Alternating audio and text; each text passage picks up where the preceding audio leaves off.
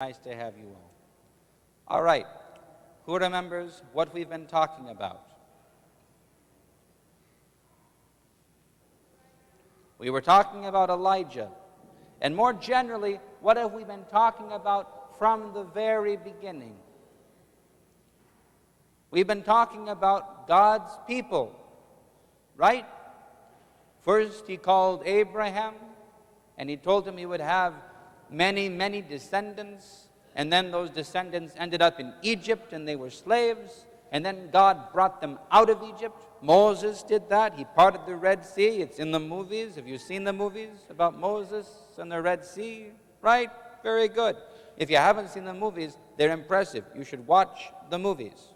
In Prince of Egypt or the Ten Commandments, the water goes up, the whales are swimming next to the people. It's very impressive. Anyway, so he led his people out, and he brought them into the promised land, and he settled them there in a good place with plenty of food and plenty of drink and plenty of room for all of them.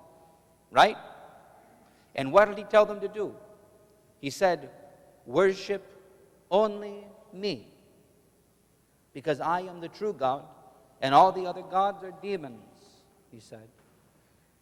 Worship me and do justice for the poor and treat each other right. And what did they do?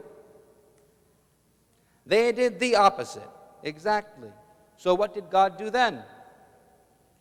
He sent them prophets to call them back, to tell them you shouldn't be living this way, right? And we talked about the greatest of those prophets, whose name was Elijah, who went up the mountain to have a fight with the demon god and with the bad king. And he won. There was no fire at all for Baal and his 450 prophets and his altar, but fire came down from the one true God and burned up Elijah's sacrifice, and it burned up the rocks, and it burned up the water, and it burned up the ground. It burned up everything. And after that, it looked like Elijah had won, right? Because he told the people, he said, if you choose to worship the one God, kill the false prophets, kill the evil priests, and worship God alone. But I'll tell you what happened next. The people did that, and then the king and the queen, who were still evil, they didn't change, they didn't repent. They sent soldiers after Elijah, and he had to run far out into the desert. And up on a mountain, he sat there in a cave, asking God, why? Why is it like this? Why are your people so rebellious? Why is my work so futile? Which means worthless. Because he kept on trying. He talked to the people and said, you need to change. And they didn't change. And he said, come on, you need to change. And they didn't change. And he said, you really need to change or else there will be judgment. And they still didn't change. So Elijah's sitting there on the mountain saying, God, where are you? And then he has a few visions. And it's impressive. Because first, there was an earthquake. But it says, God was not in the earthquake. You'd think God might be in the earthquake, right? The earth is shaking, and everything is loud and noisy, and you think, okay, maybe that's God. Because he was asking for God to show that he was there, that he wasn't just imagining all these things. And then there was a strong wind that blew by the mountain. Right? Except stronger than that. I can't make that much wind. Your parents might say I'm full of wind, but not that much. That's a joke. That's okay, right? You know what it means to be full of wind? You talk a lot, right? But that's okay. So there was a mighty rushing wind, but God was not in the wind. And then there was a fire. And maybe Elijah thought, surely God is there. But God was not there. And then it says, there was a quiet and a small voice that spoke to him. And God was there. And God said to him, I know you feel like everything you're trying to do is pointless. It's not working. So just imagine, if it were a movie, it would be the most unimpressive thing ever.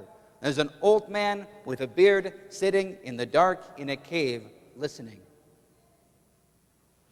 That's Elijah up there, by the way. You see him? The guy with the big beard? Red cloak, that's right. So Elijah's just sitting there, listening. And God is speaking to him, and he says, I know it seems like it's hopeless, but I promise you, he says, although the king is never going to repent, although the nation is never going to change, God says, I still have kept 5,000 people and their families, 5,000 men and their families who have not bent the knee to Baal. They're still faithful. They're quiet. They're not making a lot of noise, because if they make a lot of noise, what's going to happen? They're going to get killed. They're quiet, but they're faithful, God says. He says, your work is not pointless. Just because you can't see the fruit doesn't mean it's pointless. And Elijah says, okay, now what? So God sends him out, and he gets a disciple with a similar name. You have Elijah and you have Elisha. And Elisha follows him for a while. And then, all of a sudden, Elisha has a weird day, because Elijah takes Elisha across the Jordan River out into the desert. And then they're just talking, and all of a sudden a flaming chariot comes and it picks Elijah up and takes him off into the sky. Can you imagine that? That's kind of amazing, right? And Elisha's just sitting there like, where'd he go? What's up? But God says to Elisha, now it's your job. Keep on doing it. So Elisha preached to the people. Same story. A few people listened. Never the important people. Never the king. Never the queen. And eventually, the people of Israel were conquered, and they were taken away in captivity. And then the people of the kingdom of Judah, they were also unfaithful. They were also sinful. So they got taken off into captivity. And we're going to talk about those guys next time, because do you know the name of one of the young men from Judah that was taken into captivity? Daniel. Do you know the name? Well, it was Daniel. Your guy. Daniel was a young man who was faithful, who had not worshipped the demon gods. And the king of Babylon came and captured him and brought him into Babylon, and he made him one of his officials. And we're going to talk about him and some friends next time. But for now, before we stand up and take communion, remember, just because you seem like you're the only one who's doing the right thing doesn't mean it's true. And God is with you, and He will bring fruit even if you can't see it. So let's stand up and take communion. It's going to be a small Sunday school, so you'll be combining classes. Watch your teachers, and we'll figure it out when you get upstairs. Sound good? Good.